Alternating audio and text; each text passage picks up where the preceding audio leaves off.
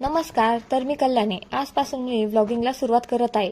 तर हा माझा यूट्यूबवरील पहिला व्हिडिओ आणि योगायोगाने आम्ही राजस्थानमधील खाटू श्यामला आलेलो आहोत. तर म्हटलं पहिला व्हिडिओचा शुभारंभ बाबांच्या आशीर्वादाने करावा.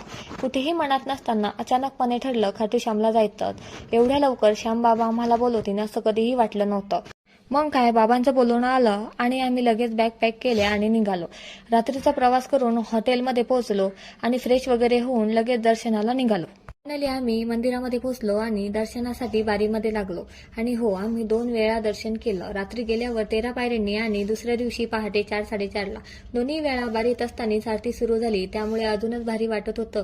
खूप छान अनुभव होता. श्यामजीबद्दल खूप ऐकलं होतं, पण जेव्हा स्वतः अनुभवत होते तेव्हा वेगळाच उत्साह होता. खूप छानपणे दर्शन झालं.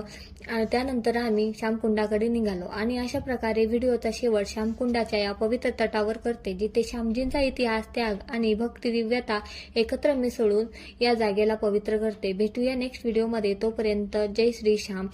बाय.